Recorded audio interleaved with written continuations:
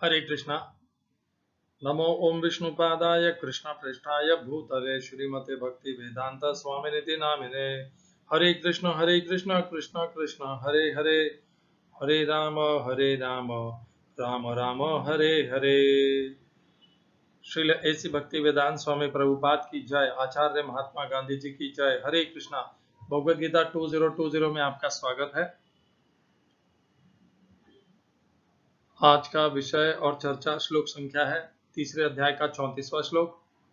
मैं समझ सकता हूँ कि भगवद गीता की ये चर्चा बहुत लोगों को अत्यंत प्रिय नहीं है, अत्यंत या बहुत किसी को प्रिय नहीं होती है। उसका कारण है क्योंकि भगवद गीता की चर्चा कथा नहीं होती है। भागवतम में अनेकों कथाएं हैं, इसीलिए सांसारिक मनुष्य भागवतम में ज्यादा रुचि लेते हैं। आप जहाँ भी देखेंगे हिंदू समाज में भागवत साप्ताहिक भागवत कथा होगी, गीता की ज्ञान नहीं होगा, क्योंकि इस संसार में ज्ञान लेने के लिए ज्ञान के लिए कोई आकर्षण नहीं है। यहाँ पर इस संसार में सबको कथा सुननी है, कहानी सुननी है। जो पिक्चरों में होता है वैसा यदि कुछ कथाएं यहाँ पर जिंदगी में जीवन में देखने को सुनने को मिल जाए, बस यही सबका उद्देश्य रहता है। खैर, जैसे जिसकी इच्छा, जैसे जिसकी मति। आज का श्लोक है, इसका पिछले श्लोक से बहुत सीधे सीधे संबंध है। मैंने पिछली बार भी ये बताया था कि पता नहीं इतने गुरु आचार्य और अनेकों विद्वानों ने भगवद गीता का अनुवाद किया है, उस पर तात्पर्य लिखा है, टीकाएं लिखी है, परंतु वे पिछले श्लोक से जोड़ करके अगले श्लोक की संबंध क्यों नहीं स्थापित करते। क्या हम जब सामान्य मनुष्य भी एक दूसरे से वार्ता करते हैं तो हम जो अगला वाक्य कहते हैं वो पिछले वाक्य से संबंधित होता है, वो पिछले वाक्य के नींव पर अगला वाक्य स्थापित करते हैं हम। तो क्या भगवान श्री कृष्ण जो पूर्ण पुरुषोत्तम है, परम ज्ञानी है, योगेश्वर है, वो इतने मूर्ख हैं कि उनका अगला श्लोक पिछले श्लोक से संबंधित नहीं होगा। परंतु आप इसके इतना सब कुछ समझने के पश्चात भी दो प्रकार के मूर्ख यहाँ पर हैं इस संसार में। पहला, वो दो प्रकार की, मूर्ख तो नहीं कहना चाहिए, दो प्रकार का भ्रम इस संसार में चल रहा है। पहला, वो गुरु आचार्य कर रहे हैं जो पिछले श्लोक से संबंध बताए बिना अगले श्लोक को समझाने का प्रयत्न करते हैं। क्यों क्यों करते हैं वे ऐसा मुझे तो ऐसा लगता है वे ऐसा जानबूझ करके करते हैं, जानते हुए करते हैं, क्योंकि उन्हें तो भगवद गीता का समस्त ज्ञान है, परंतु वे फिर भी इस प्रकार ज्ञान को अलग अलग करके बताते हैं ताकि वे अलग रूप से अपना स्वयं का मत और पंथ उसके द्वारा प्रचारित कर सके। भगवद गीता 2020 का ऐसा कोई ना तो मत है ना पंथ है। एकमात्र उद्देश्य है भगवद गीता का ज्ञान सत्यता और प्रामाणिकता से मनुष्य समुदाय को मिल जाए।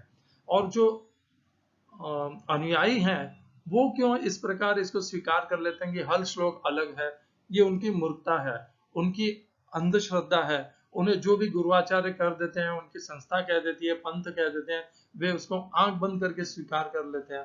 उनमें जो भगवान ने विज्ञान कहा कि स्वयं अनुभव करके जिस ज्ञान को प्राप्त करना है वह होता है विज्ञान, परंतु यहाँ पर ऐसा कोई प्रयत्न करने वाले दृढ़ अनुयायी है ही नहीं। सबको थाली में परोसा हुआ सीधा चाहिए, वो जो थाली में उनको मिल जाएगा वे उसको ग्रहण कर लेंगे। वो अच्छा हो, बुरा हो, बासी हो, अधपका हो, जो भी हो, जैसा भी हो, सब चल जाएगा। खैर, किसी की निंदा करना शोभा नहीं देता, ये निंदा नहीं करने का उद्देश्य था। मेरा कहने का ये भ्रांत उद्देश्य यही था कि विचार करिए कि क्यों ऐसा, जब हम मनुष्य, साधारण मनुष्य, मंद बुद्धि मूढ़ जिनको भगवान बार बार कहते हैं, वे भी अपने अगले वाक्य का पिछले वाक्य से संबंध जोड़ करके उसके आधार पर बोलते हैं, तो भगवान क्या पिछले श्लोक से अगले श्लोक का संबंध बनाए बिना बोलते होंगे? संभव ही नहीं है ये। तीसरे अध्याय का 33वां श्लोक जो आज के श्लोक का आधार है, उसका पुनर्कथन कर लेते हैं। सदृशं चेष्टते स्वस्याः प्रकृतिर्ज्ञानवानपि प्रकृतिं यान्ति भूतानि निग्रह किं करिष्यसि। तो जो ज्ञानी है, कौन से ज्ञानी? वे ज्ञानी नहीं जो तत्वज्ञानी है या जो आत्मज्ञानी है, जो ब्रह्म ज्ञानी है, उन ज्ञानियों की बात नहीं हो रही है, या जो वैष्णव ज्ञानी है उनकी बात नहीं हो रही है यहाँ पर। जो साधारण ज्ञानी है, इंद्रियां जिनको प्रभावित कर सकती हैं, जिनकी बुद्धि को हर सकती हैं, यहाँ पर उनकी बात हो रही है। यतो तो ये भी कौन्तेय पुरुषस्य विपश्चितः इंद्रियाणि प्रमाथीनि हरन्ति प्रसभम बनः। जो बुद्धिमान मनुष्य है, जो प्रयत्न करता है अपने मन को और इंद्रियों को वश में करने के लिए, ये इंद्रियां इतनी बलवान होती हैं कि ये उसकी बुद्धि को भी हर लेती हैं। दूसरे अध्याय का 59 59वां श्लोक है। तो ये था पहली पंक्ति का अर्थ। और दूसरी पंक्ति, प्रकृति यान्ति भूतानि, समस्त भूत प्राणी जितने भी हैं सबके सब प्रकृति के वश में है, प्रकृति के नियंत्रण में है। तो जब प्रकृति ही सब कुछ निश्चय करेगी, नियंत्रण करेगी, तो प्रकृति के विरुद्ध जा करके ये भूत प्राणी कैसे अपने आप को संभाल पाएंगे। और यह जो भगवान ने दूसरी पंक्ति में कहा है, प्रकृति किस प्रकार मनुष्य को भ्रमित करती है, सम्मोहित करती है, मोह में डालती है, उसकी मन बुद्धि और मन को भटका देती है, वही वर्णन, वही उसकी चाबी, उसकी जड़ भगवान बताएंगे तीसरे अध्याय के 34वें श्लोक में। तो चलिए तीसरे अध्याय का 34वां श्लोक। संबंध मैंने अच्छे से बताया है, इस संबंध को ध्यान रखिएगा। संबंध होता है तीसरे अध्याय के 34वें श्लोक का सीधा सीधा संबंध है तीसरे अध्याय का 33वें श्लोक से। क्यों? भगवान ने उसमें कहा है कि इस संसार में कोई भी भूत प्राणी प्रकृति के विरोध में जा करके अपने आप पर नियंत्रण नहीं कर पाता है। यदा यदा कोई हजारों में से कोई एक होता है जो ऐसा कर पाता है। तो भगवान जो कह रहे हैं, अब भगवान बताते हैं किस प्रकार प्रकृति मनुष्य को मोहित करती है और अपने वश में करती है। इंद्रियस्यार्थे रागद्वेषौ व्यवस्थितौ तयोर्नवशमागच्छेत् तौ यस्य परिपन्थिनौ। हिंदी अनुवाद गीता यथारूप श्रील प्रभुपाद। प्रत्येक इंद्रिय तथा उसके विषय से संबंधित राग द्वेष को व्यवस्थित करने के नियम होते हैं। क्या कुछ भी है यार।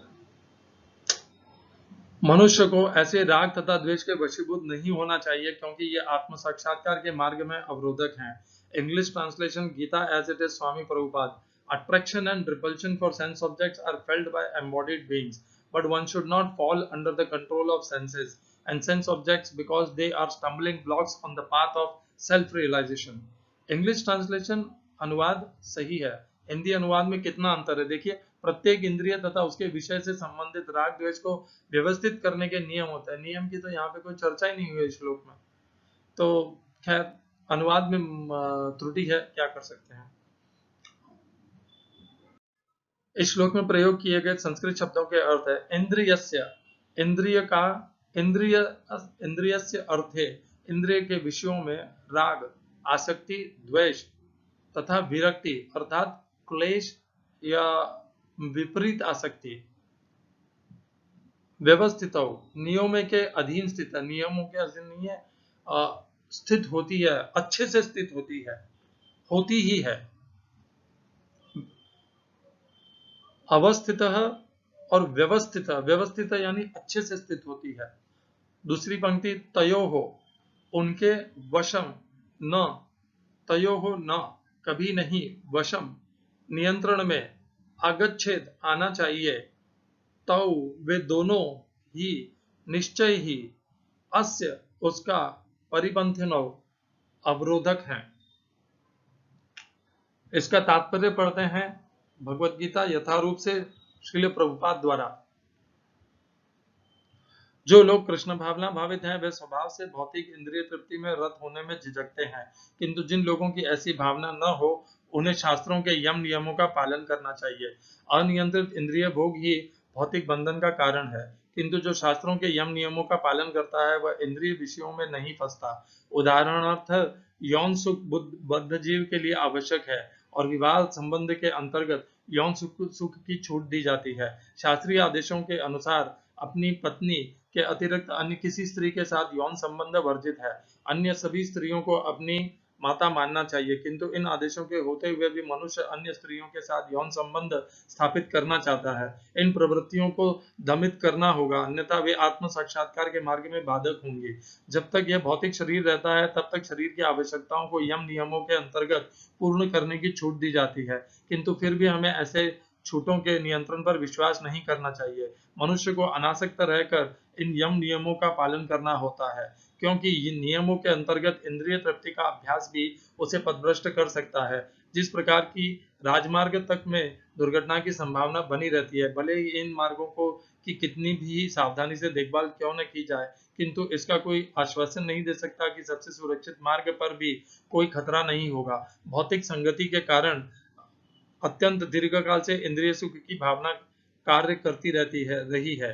अतः नियमित इंद्रिय भोग के बावजूद भी गुमराह होने की हर संभावना बनी रहती है। अतः सभी प्रकार से नियमित इंद्रिय भोग के लिए किसी भी आसक्ति से बचना चाहिए।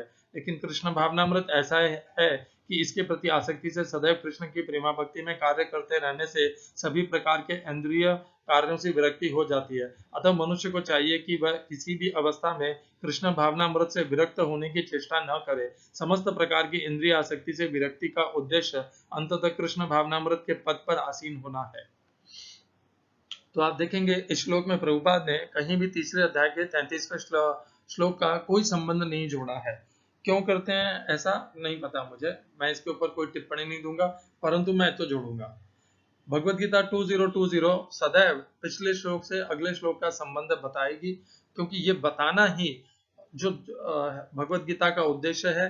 भगवत गीता सत्यता और प्रामाणिकता से गीता के ज्ञान उपदेश को मनुष्य समुदाय में पहुंचाना चाहती है, यही इसका एकमात्र उद्देश्य है।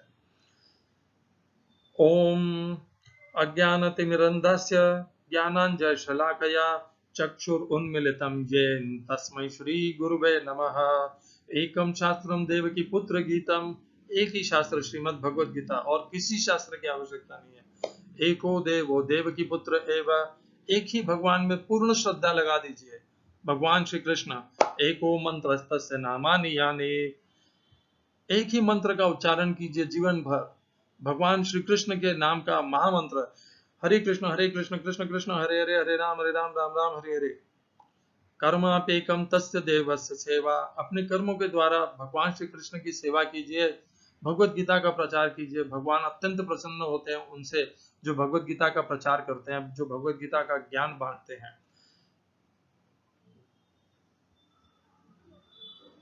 तो भागवतम का साप्ताहिक यज्ञ करना अच्छी बात है, बुरी बात नहीं है, परंतु उससे कहीं ज्यादा श्रेयस्कर है स्वयं भगवान श्री कृष्ण का भगवत गीता का ज्ञान उपदेश मनुष्य समुदाय में प्रचार करना। परंतु ये भागवतम के यज्ञ से कहीं ज्यादा जटिल और कठिन है, क्योंकि इसमें कथाएं कम होती है तथा इसमें ज्ञान विज्ञान की चर्चा ज्यादा होती है, और बहुत कम मनुष्य हैं जो सत्यता और प्रामाणिकता से ज्ञान को प्राप्त करना चाहते हैं। ज्यादातर मनुष्य कथा सुनना चाहते हैं, कथा सुन करके अपना मन का मनोरंजन करना चाहते हैं, और जो ज्ञान है, सिद्धांत है, उसको वे कभी कभी छोड़ भी देते हैं। कुछ अच्छे श्रोता भी होते हैं जो ग्रहण कर लेते हैं, परंतु ज्यादातर मनुष्य छोड़ देते हैं। चलिए, जैसे जिसकी मति, हरे कृष्णा, सबका कल्याण हो। अपने श्लोक पर आ जाते हैं। इंद्रियस अर्थे, तो दो शब्द हैं, ये संधि है। पहला है इंद्रियस अर्थे, इंद्रियों अर्थ क्या होता है, इंद्रिय के विषयों में। तो जिनको विषय कहना चाहिए वहां पर कह दिया इंद्रिय अर्थ। क्यों कहा है भगवान ने ऐसा? विषय भी यूज कर सकते थे भगवान, परंतु भगवान इंद्रिय अर्थ इसलिए बताना चाह रहे हैं कि यह इतनी घनिष्ठता है इन दोनों में। इंद्रिय अर्थ, क्योंकि वे इंद्रियों के ही विषय हैं। केवल विषय कहने से इंद्रियों का उनका इतना तादात्म्य और घनिष्ठ संबंध नहीं दिखता है, शायद इसीलिए भगवान ने इंद्रिय अर्थ कह दिया है। राग द्वेष, इन दोनों के बीच में परस्पर, एक तरफ इंद्रिय है, दूसरी तरफ इंद्रिय के अर्थ यानी विषय हैं, इन दोनों के बीच में भयंकर राग है और द्वेष भी है। राग है, या तो उनको पाने की इच्छा है या उनसे दूर रहने की इच्छा है, तो जैसे यदि संपत्ति है तो हर व्यक्ति पाना चाहता है, और यदि अपमान है या समझिए संपत्ति का हानि होना है तो हर व्यक्ति उससे द्वेष करना चाहता है या नहीं पाना चाहता है। तो ये होता ही है हमारे साथ।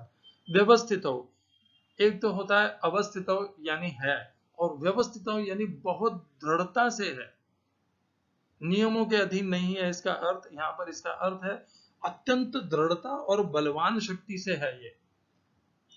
तयो हो, उनके न वश में नहीं, वश में नहीं, आगच्छेद नहीं आना चाहिए।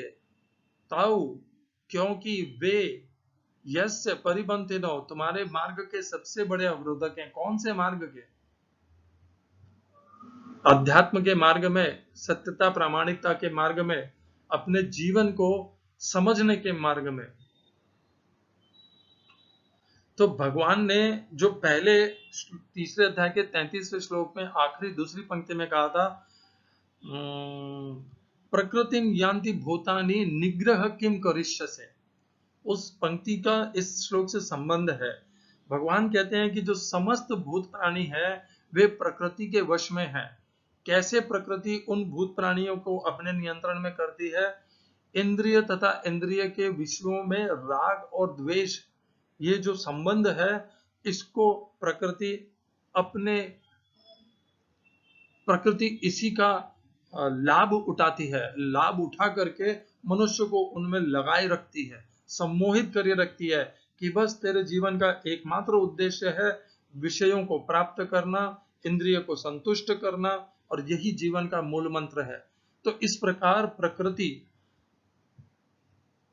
हमें, समस्त मनुष्य समुदाय को, समस्त भूत प्राणियों को वश में रखती है।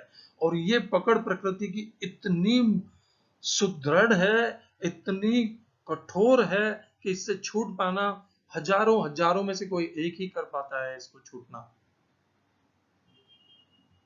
तो भगवान ने तीसरे अध्याय में 34वें श्लोक में यहां पर अचानक ही जो इंद्रिय और इंद्रिय के विषयों का चिंतन किया है, उपदेश दिया है, इसका संबंध भगवान ये बताना चाहते हैं कि किस प्रकार प्रकृति हमारे ऊपर परवश हमें बनाए रखती है, हमें नियंत्रण में बनाए रखती है, और उसका माध्यम प्रकृति के लिए है इंद्रिय। और ये कैसे है प्रकृति, कैसे इंद्रिय और इन विषयों के प्रति इंद्रिय, ये प्रकृति नियंत्रण बनाती है,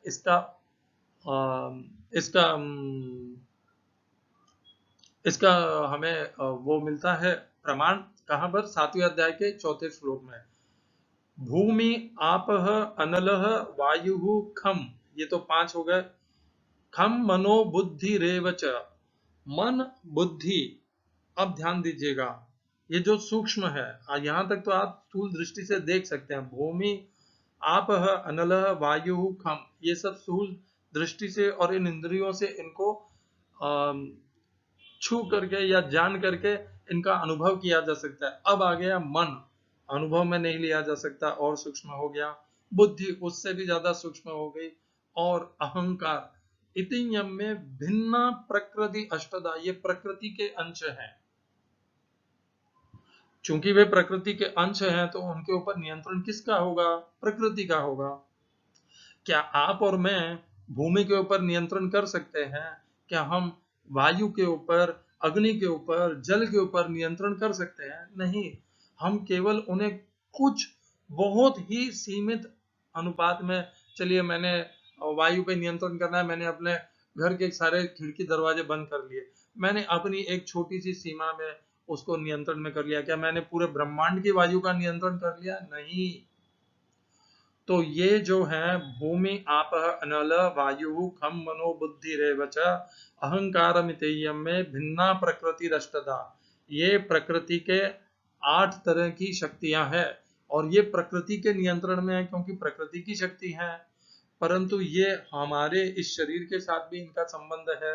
हम जीवात्मा जो इस शरीर में वास करते हैं, हम मन, बुद्धि और अहंकार, इनके बिना तो हम इस शरीर का चला नहीं पाते हैं। तो चला तो सकते हैं, परंतु प्रकृति का संबंध है हमारे साथ। प्रकृति ने हमारे ऊपर अधिकार जमा रखा है, और हमारा ये जो अध्यात्म की जो संघर्ष है, ये यही संघर्ष ही यही है कि इस प्रकृति ने जो हमारे ऊपर अधिकार जमा रखा है, मन, बुद्धि और अहंकार से हमें मोहित कर रखा है, हमें इस नियंत्रण से, इस मोह से छूटना है। यही हमारा अध्यात्म का संघर्ष है और यही अध्यात्म का मार्ग है। उसके लिए हम कर्मयोगी बने, भक्ति योगी बने, ज्ञान योगी बने, मार्ग कोई भी हो, संघर्ष तो यही है कि प्रकृति के नियंत्रण में जो मन, बुद्धि और अहंकार हमारे ऊपर हमें मोहित कर रखे हैं, हमें इनसे छूटना है। तो ये था आधार कि कैसे, ये क्या संबंध है। तो आप कहेंगे कि इन 8 में जो 8 प्रकार की प्रकृति है, इसमें इंद्रिय का तो नाम ही नहीं लिया है। तो मन भी इंद्रिय है और मन तो इंद्रियों का स्वामी है। मनश्चष्टानि इंद्रियाणि प्रकृति स्थानि कर्षति। एक और श्लोक है 15वें अध्याय में, जिसमें भगवान कहते हैं मनश्चष्टानि इंद्रियाणि प्रकृति स्थानि कर्षति। मन के सहित ये 5 इंद्रियां, मन को मिला करके, जोड़ करके ये 6 इंद्रियां, मनश्चष्टानि इंद्रियाणि 6 हो जाती है। मन भी इंद्रिय है। आप मन को अलग मत समझिए इंद्रियों को, तो मन भी इंद्रिय है। इसीलिए यहाँ पर भगवान कहते हैं तीसरे अध्याय के 34वें श्लोक में कि प्रकृति हम पर नियंत्रण कैसे करती है, मन, बुद्धि और अहंकार के द्वारा नियंत्रण करती है। मनश्चष्टानि इंद्रियाणि प्रकृति, प्रकृति के द्वारा आकर्षति, प्रकृति स्थानि कर्षति। प्रकृति के द्वारा हम आकर्षित हो जाते हैं, इनसे बंध जाते हैं। ठीक है, ये था 15वें अध्याय का। तो भगवान ने यहाँ पर हमें बता दिया कि प्रकृति किस प्रकार अपन इन मन और इंद्रिय के कारण, इस बुद्धि के कारण हमारे ऊपर हमें परवश किए हुए है, हमें बांधे रखे है, हमें हमारे जीवन को केवल विषय को प्राप्त करने में, इंद्रिय को संतुष्ट करने में हमें मूर्ख बना रखा है। तो ये है भगवान का ज्ञान उपदेश और ये गीता का सारांश यही है। जब मनुष्य, भगवान ने तीसरे अध्याय के 30वें श्लोक में कहा था मयि सर्वाणि कर्माणि सन्न्यस्य अध्यात्म चेतसा निराशीर निर्ममो भूत्वा युद्धस्व विगत ज्वरः। मनुष्य कब अपने समस्त कर्मों को, उनके फलों को, कर्ता के अहंकार को भगवान को समर्पित कर पाएगा? तभी कर पाएगा जब मनुष्य को विषयों के प्रति आकर्षण से अनासक्ति हो जाएगी। इंद्रिय तृप्ति में जो उसकी आज तक प्रयत्न रहे हैं, चेष्टाएं रही हैं, उससे वह अपने आप को अनासक्त कर लेगा, वहां से अपने आप को छुड़वा लेगा। जब तक वो ये नहीं कर पाएगा, तब तक भगवान ने जो मत दिया था, पाथ जो हमें मार्ग दिया था, उपदेश दिया था, मयि सर्वाणि कर्माणि, हम अपने लिए जब कर्म करेंगे, अपनी इंद्रियों को संतुष्ट करने के लिए विषय भोगों की प्राप्ति करेंगे, तो हम कहाँ से अपने कर्मों को भगवान को समर्पित कर पाएंगे? हमने ऐसा कुछ कार्य ही नहीं किया है कि हम भगवान को समर्पित करें। हम तो स्वयं की इंद्रिय की तृप्ति के लिए विषय भोगों को प्राप्त करने में लगे हुए हैं। तो इन कर्मों को हम भगवान को समर्पित ही नहीं कर सकते। भगवान को तो वो कर्म समर्पित किए जा सकते हैं जो हमने इंद्रियों से हट करके, इंद्रिय संतुष्टि से हट करके अपने स्वधर्म के अनुकूल किया हो, धर्म के लिए किया हो, स्वधर्म के लिए किया हो, और उनको अनासक्ति से और निर्मम, ममता रहित होकर के किया हो, तब हम उन्हें भगवान को समर्पित कर पाएंगे। और नहीं, तब तक हम यही इंद्रिय भोगों में लगे रहेंगे। ये था यहाँ पर इसका उद्देश्य। बहुत कम गीता के चर्चाओं में, अनुवादों में, तात्पर्यों में इस प्रकार का आपको गूढ़ रहस्य यह समझने को मिलेगा। प्रार्थना करता हूं आपसे, गीता की इस सत्यता और प्रामाणिकता को स्वीकार करने का प्रयास कीजिए। इसी से संबंधित आगे भगवान इस अध्याय में बहुत से श्लोक कहने वाले हैं, परंतु जो जिन श्लोकों की चर्चा हम आगे करने वाले हैं, उनकी चर्चा मैं इस श्लोक से नहीं करना चाहता। वे हैं इस श्लोक से संबंधित, परंतु इस श्लोक को और रहस्य समझाने के लिए मैं और कुछ दूसरे अध्याय के कुछ विशेष श्लोक हैं जिनको हम पहले चर्चा कर चुके हैं, उनका यहाँ पर हम एक बार पुनस्मरण कर लेते हैं। उससे भी हमें यह श्लोक और विस्तार से समझ में आ जाएगा। तो दूसरे अध्याय का 41वां श्लोक है, व्यवसायात्मिक बुद्धि ही एकेह कुरु नंदना बहुशाखा यनंताश्च बुद्धियो अव्यवसायी नाम। तो जो व्यवसायत्मिका बुद्धि होती है वह क्यों चाहिए हमें? क्योंकि हमारी बुद्धि अगर अध्यात्म के प्रति हमें स्थिर रखनी है तो हमें व्यवसायत्मिका यानी एक ही बुद्धि चाहिए जो हमें अध्यात्म के प्रति स्थिर रहने में सहयोगी बने। परंतु यदि ऐसी बुद्धि नहीं है और ऐसी बुद्धि है जो अनेक विषयों के प्रति भाग रही है, जिसे अपने उद्देश्य के प्रति नहीं आसक्ति है और विषयों के प्रति अत्यंत आसक्ति है, तो ऐसी बुद्धि तो दौड़ेगी। मुझे मोटर गाड़ी चाहिए, मुझे बड़ा मकान चाहिए, मुझे सुंदर पत्नी चाहिए, पत्नी भी है तो प्रेयसी चाहिए, अच्छे सुंदर बच्चे चाहिए, बड़ा पद चाहिए, तो चाहिए चाहिए चाहिए। बहुशाखा, मनुष्य की बुद्धि बढ़ गई, मुझे इतना सब कुछ चाहिए, तो उसकी जो बुद्धि एकाग्र होनी चाहिए थी अध्यात्म में वो कहाँ से होगी? क्योंकि बुद्धि तो बटी हुई है, इतना सब कुछ प्राप्त करना है। इन सब में अध्यात्म का कहीं छोटी सी जगह भी नहीं मिली अध्यात्म को। अध्यात्म को जब प्रगति स्वीकार करना है, अध्यात्म को यदि प्राप्त करना है, तो इन सब को हटाना पड़ेगा और बुद्धि को अध्यात्म के लिए स्थिर करनी पड़ेगी। नहीं तो ये जो प्राप्त करने की इच्छाएं हैं, प्रयत्न है, ये सदैव मोहित करते रहेंगे हमें। तो इसका इस श्लोक से हमारे श्लोक से क्या संबंध था? इंद्रिय से इंद्रिय से आते राग द्वेषो व्यवस्थित हो तयोर न वशमागच्छेत्। तो ये जो राग द्वेष है यही हमारा बहुशाखा में हमारी बुद्धि को बांट देता है। और यदि हम इंद्रिय और इंद्रिय के अर्थों के इस राग द्वेष से अपने आप को नियंत्रित कर पाएंगे तो हमारी बुद्धि अध्यात्म में एकाग्र और स्थिर हो जाएगी। इस श्लोक का दूसरे अध्याय के 41वें श्लोक से का यही संबंध है तीसरे अध्याय के 34वें श्लोक से। और एक श्लोक ले रहे हैं दूसरे अध्याय का 44वां।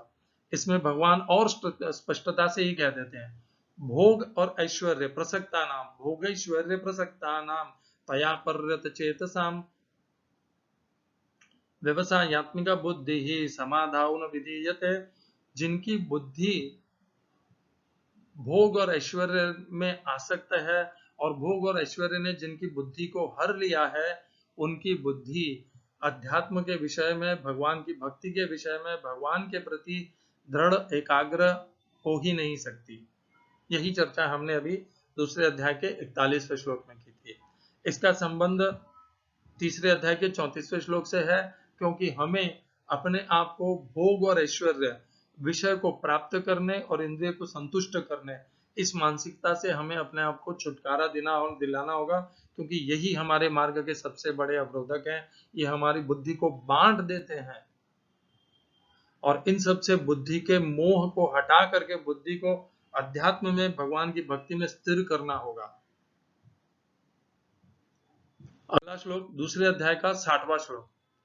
यत तो यपि कौन्तेय पुरुषस्य विपश्चितः इंद्रियाणि प्रमाथीनि हरन्ति प्रसभं मनः। ये श्लोक हमने कल भी चर्चा में लिया था, जब भगवान बता रहे थे कि क्यों मनुष्य मेरे मार्ग का आचरण नहीं कर पाता है। प्रकृतिम यान्ति भूतानि निग्रह किम करिष्यसि, तो इसके लिए भी हमने किया था। और हमने ये जाना था कि बुद्धिमान से बुद्धिमान जो मनुष्य होता है वह भी इंद्रियों के सामने, इंद्रियों के प्रभाव में हार जाता है। इंद्रियां इतनी बलवान होती हैं, इतनी वेगवान होती हैं, शक्तिशाली होती हैं, क्योंकि उनको किसकी है, उनके ऊपर नियंत्रण किसका है? प्रकृति का। और प्रकृति अत्यंत प्रभावशाली है। भूमि आपो अनल वायु खम मनो बुद्धि रेवच और मन श्रेष्ठानि इंद्रियाणि। ध्यान रखिएगा इस बात को, ये इंद्रियां, ये मन, ये प्रकृति के नियंत्रण में है। हमें तो पुनः प्रकृति से इनका नियंत्रण अपने आप में लेना होगा, तभी जाकर के हम स्वाधीन बन पाएंगे। नहीं तो हम प्रकृति के नियंत्रण में ही रहेंगे, परतंत्र ही रहेंगे। अगला श्लोक दूसरे अध्याय का ही है, यह भी 67वां श्लोक। इंद्रियाणाम ही चरताम यन्मनो नो विधीयते तदस्य हरति प्रज्ञाम वायुर्नाव इवाम्बसी। तो जब मनुष्य इंद्रिय तथा इंद्रिय के विषयों में विचरण करता है, तो ये इंद्रियां, जैसे अभी पहले हम के श्लोक में बताया था, इतनी वेगवान और शक्तिशाली होती हैं कि ये उसकी बुद्धि को हर लेती हैं। उसकी बुद्धि जो अध्यात्म के प्रति रुचि लेने लगती है, वहां से उसको हटा करके उसे पुनः विषय के प्रति, इंद्रिय तृप्ति के प्रति, भोग ऐश्वर्य के प्रति, सुख के प्रति ले जाती है उसको। कैसे? एक उदाहरण दिया है भगवान ने, जैसे समुद्र जल पर जब नाव तैरती है और अचानक तूफान आता है, वायु का तूफान भयंकर भीषण, और वह तूफान उस नाव को बहा ले जाता है। नाव की दिशा कोई और होती है और वायु तेज तूफान, वायु का तूफान उसको बहा करके नाव को किसी और दिशा में ले जाता है। उसी प्रकार ये वेगवान इंद्रियां, ये इंद्रियां मन वायु के ही वेग से भी ज्यादा प्रभावशाली हैं। ये हमारे मन को, बुद्धि को हर के भोग के तरफ, इंद्रिय तृप्ति के तरफ ले जाती है और हमारा जो अध्यात्म का मार्ग है वहां से हमें भटका देती है। तो ये सारे श्लोक थे इंद्रियों के प्रभाव को बताने के लिए। इंद्रियस इंद्रियस अर्थे राग द्वेषो व्यवस्थितो तयोर न वशमागच्छेत्, इनके वश में नहीं आना चाहिए। परंतु क्या यह इतना सरल है? नहीं।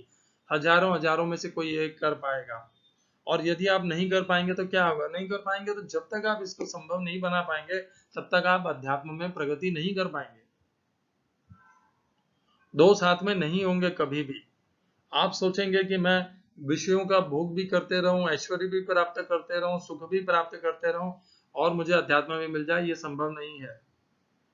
इनके प्रति अनासक्त होने से ही यह मार्ग खुलेगा। दोनों दरवाजे एक साथ नहीं खुल सकते। एक और श्लोक लेते हैं, ये 6ठे अध्याय का है जिसको हमने अभी नहीं किया है।